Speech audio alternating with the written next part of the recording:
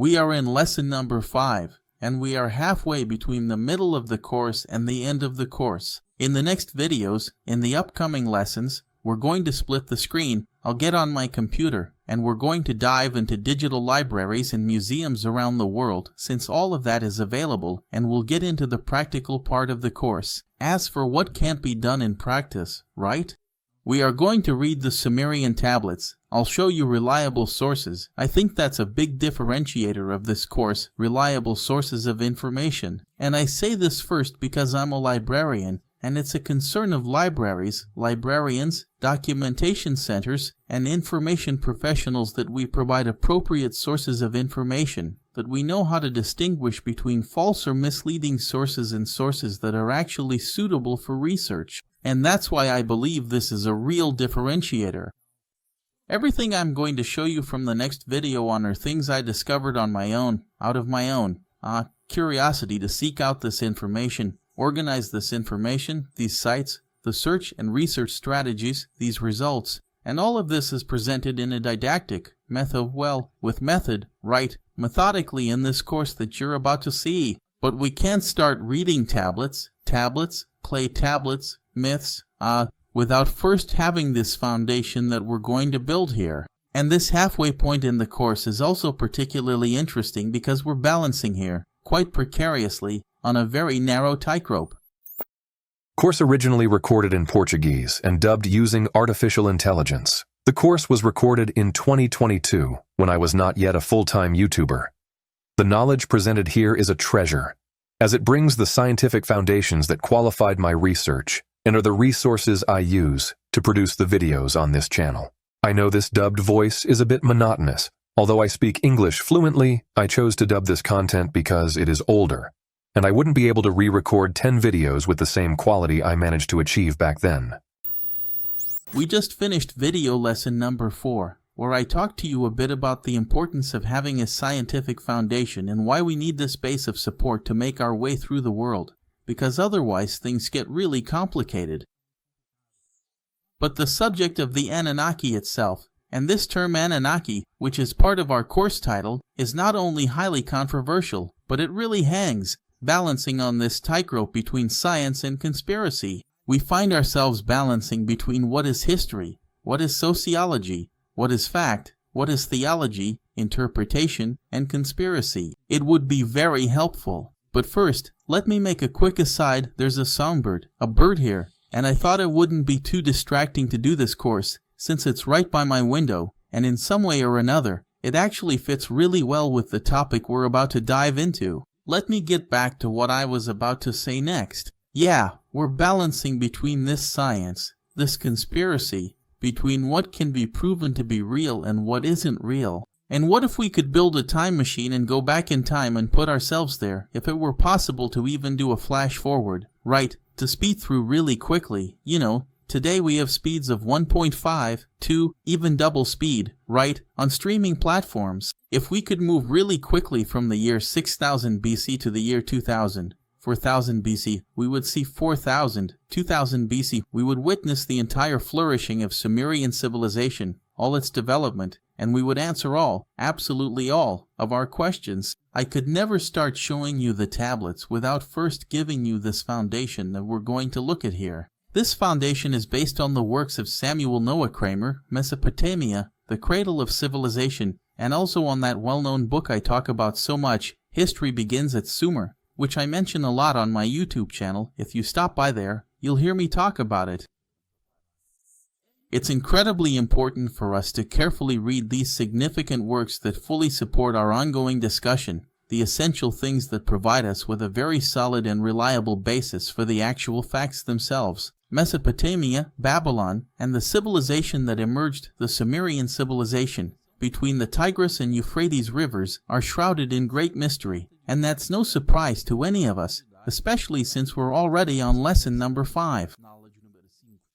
The point I want to bring up is that the Anunnaki, as I mentioned, the ones who give this course its title and are the reason you're here, the Anunnaki themselves didn't actually do anything in terms of leaving us information. If we had a historian here in front of us and asked them what the Anunnaki are, they would just give us a summary saying that the Anunnaki are the gods worshipped by the Sumerian civilization, the first civilization in the history of the world. They are polytheistic, anthropomorphic, have human characteristics, and sometimes they have traits or behaviors of animals. And that's it. They might go on to mention a few other things. The Anunnaki themselves, strictly speaking, didn't do anything. And that's why we turn our attention so much to the Sumerian civilization, because it's the Sumerians, followed later by the Akkadians, Assyrians, and the Chaldean people, which includes Babylon and Mesopotamia proper. It's the Sumerians who give us the entire foundation of what we know about the Anunnaki. All of Zecharia Sitchin's story, the Lost Book of Enki,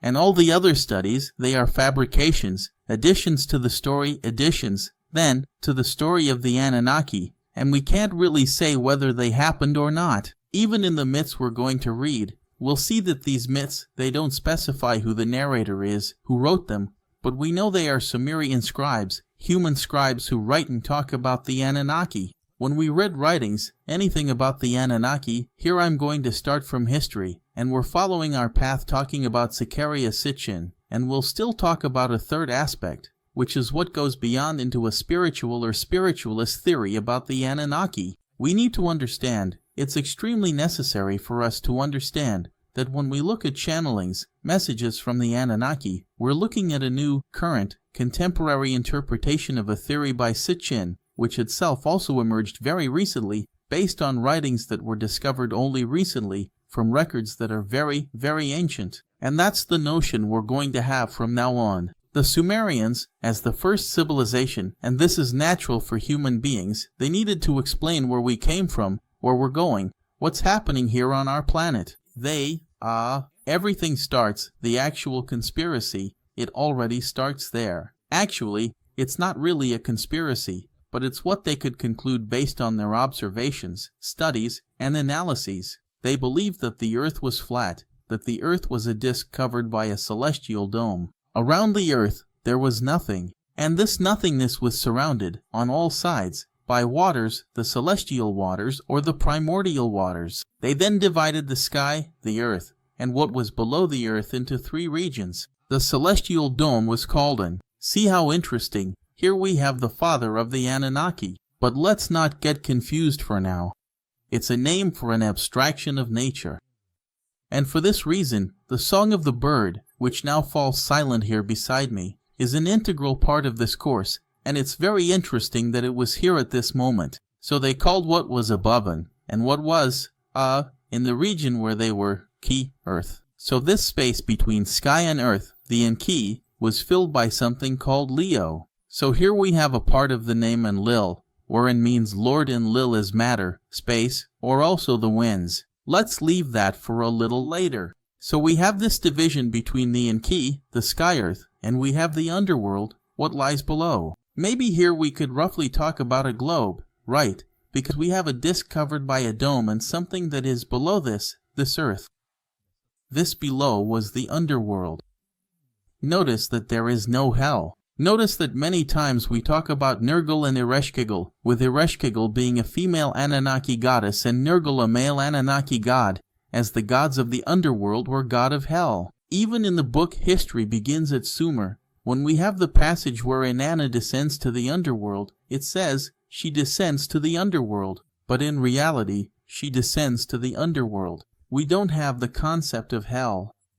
Hell is an inferno, inferior, the lower world, the same lower world that we find among the Greeks and that is then cared for, controlled by Hades. In fact, just like in Greek mythology, for the Sumerians, everyone who enters this lower world does so by crossing in a boat through the waters that surround everything that exists, which are the primordial waters. From this, we see that there are two main gods in the Sumerian pantheon, and Anu, the god of the heavens, and also Enlil, the one who is in the material world. He is the one who separates the sky and the earth, thus creating and shaping the matter that exists. That's why he is also called air, wind, breath, the god of winds, the god of air, and for Zecharia Sitchin, the god of command. It is Enlil, in Zecharia Sitchin's story, who takes command of the Earth mission after a little problem arises between Enki and Enlil when they arrive here on Earth and the extraction and mining of gold is about to begin. That's from Sitchin's theory.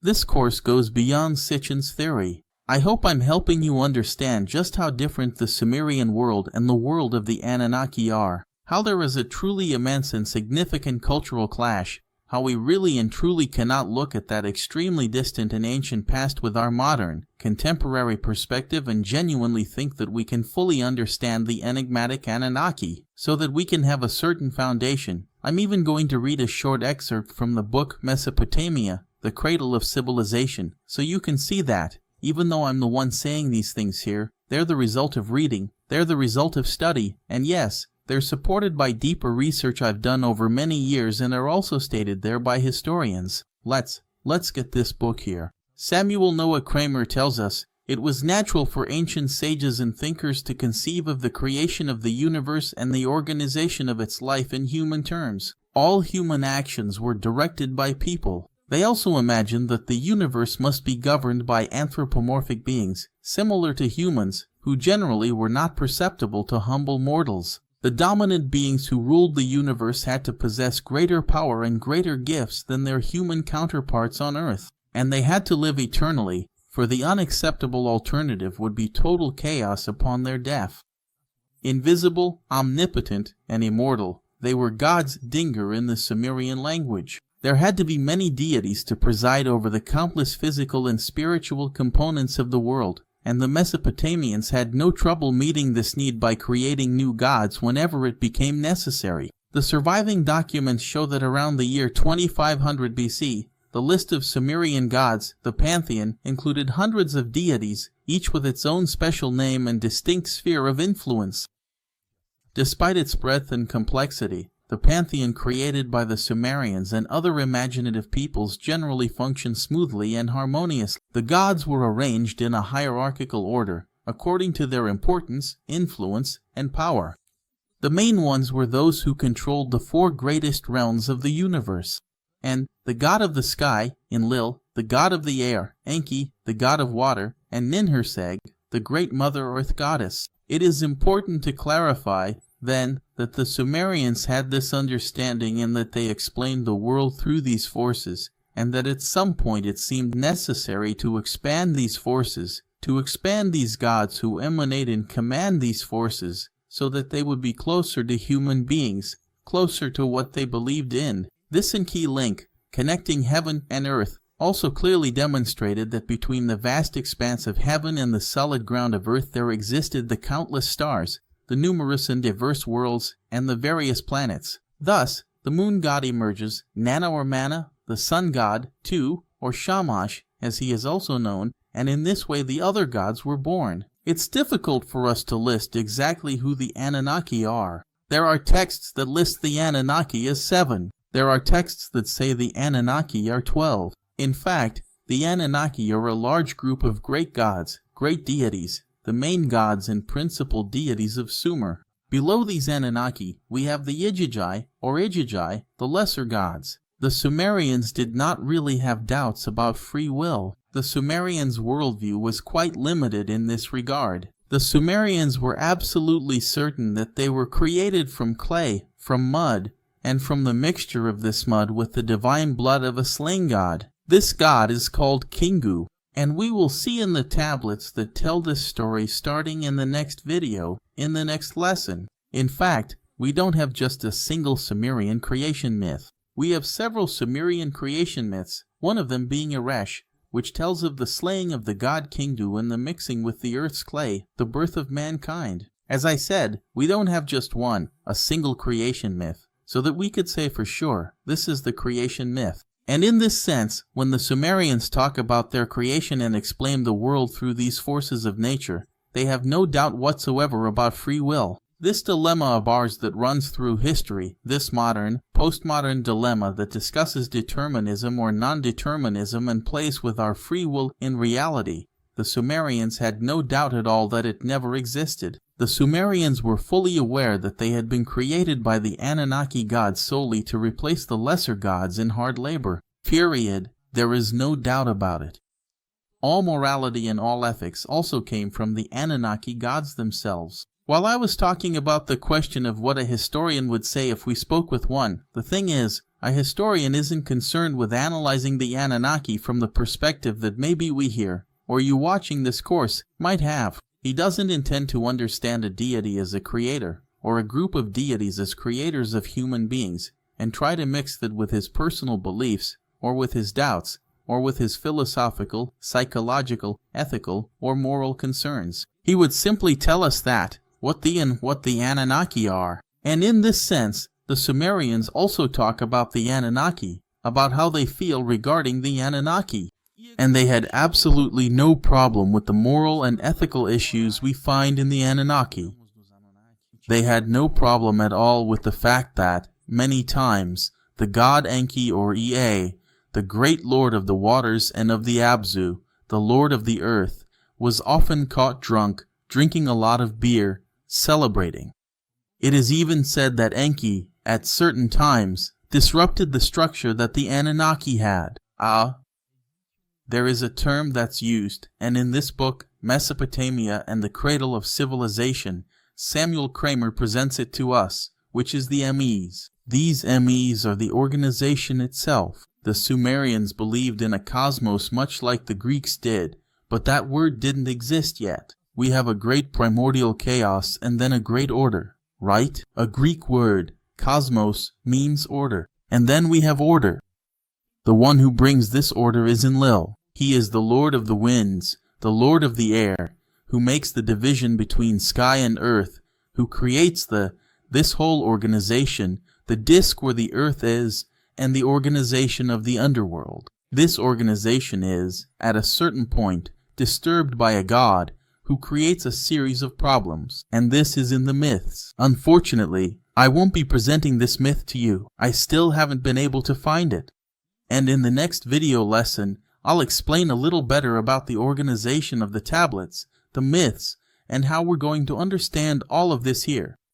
Let's not get lost, and let's get back to the topic at hand. So, these problems of a moral, philosophical, and ethical nature that we can find in the Anunnaki were not a problem at all for the Sumerians. The Sumerians were fully aware of their mortality, and this awareness of their mortality was even justified by their myths, justified, in fact, by the hero Gilgamesh. When we see that in the epic, in the myth, in the epic tale of Gilgamesh, the famous and great king of the city of Uruk, seeks his own immortality after witnessing the mortality of his friend, his beloved friend Enkidu, who was once his adversary, then became his friend, and ends up dying because of a curse from the Anunnaki goddess Inanna, who was, in fact, the goddess worshipped in the city where he ruled, the city of Uruk. Gilgamesh then sets out on a heroic journey comparable to the journey of Hercules in Greek mythology,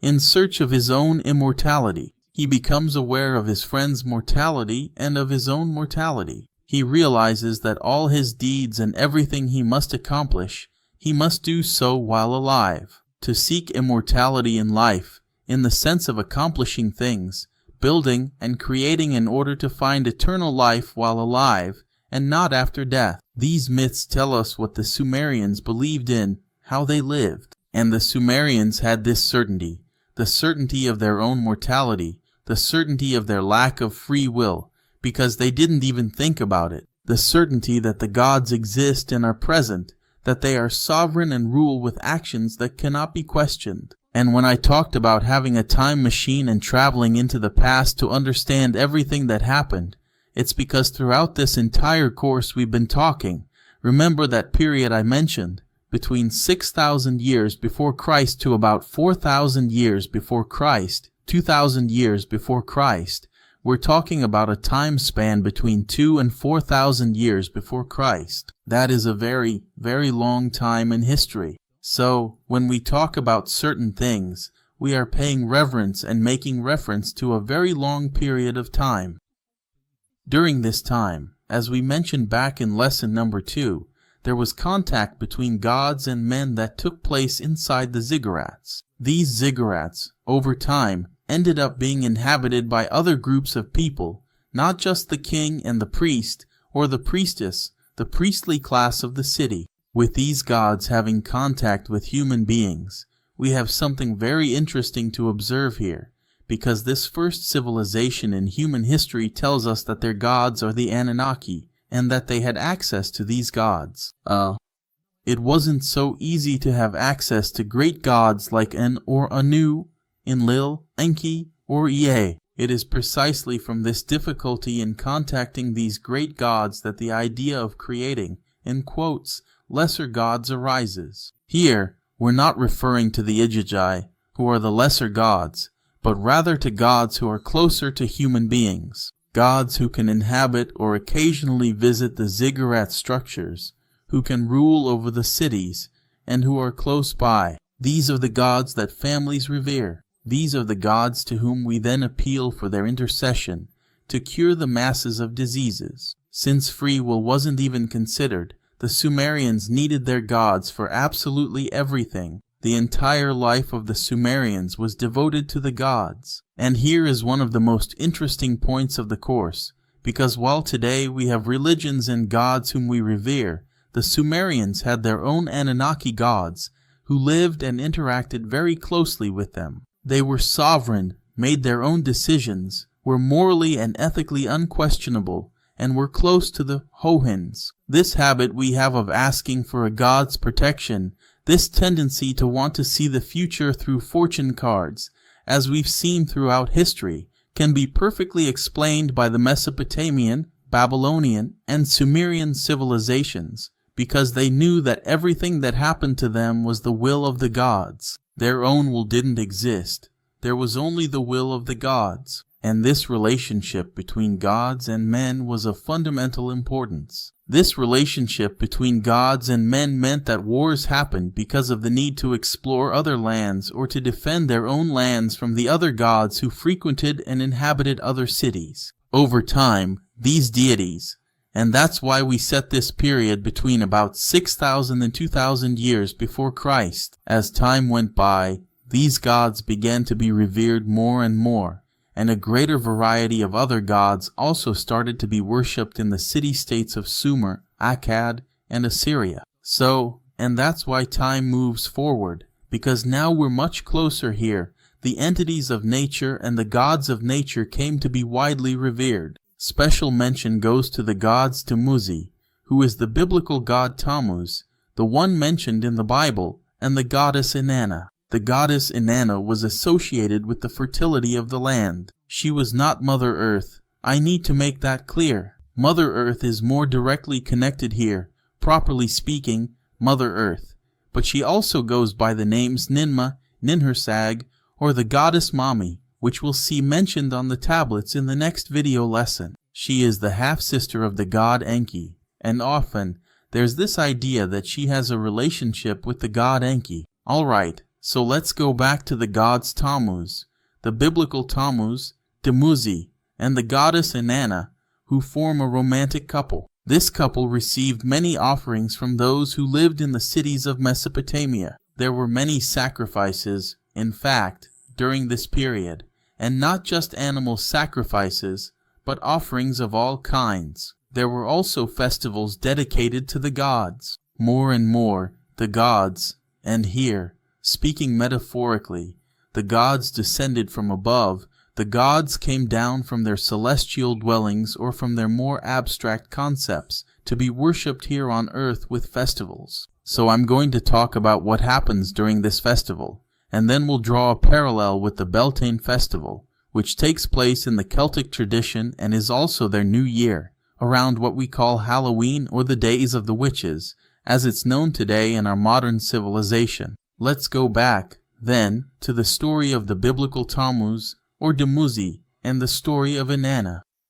They become lovers, and Dumuzi wants to confirm this romantic bond, but everything ends in a great tragedy in which he dies and is then sent to the underworld. Inanna is left completely lost because of this and tries to rescue her beloved Tamuz, or Dumuzi, from the underworld. She then descends to the lower region, or the underworld, which is ruled by her sister Ereshkigal. When she descends into the underworld and tries to return or to recover the life of the biblical Tamuz, she is warned that the Ami, or the commander, the one who orders everything, says that there is no way.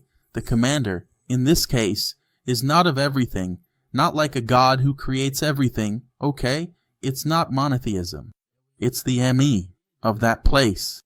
It is then said that Inanna cannot return to the world of the living, because she is in the world of the dead, and Inanna then manages to even try to make the underworld bow to her. It is the god Enki who ends up making it possible, convincing them so that Inanna can return to the world of the living. This celebration of death and rebirth is the new year for the Mesopotamians, and it was during this period that a high priestess of the temple of Inanna and another male priest, representing the king, would unite in a celebration much like our December 31st marks the end of one year and the beginning of a new cycle. The harvest periods dedicated to Inanna would happen again. Inanna is connected to the fertility of the earth.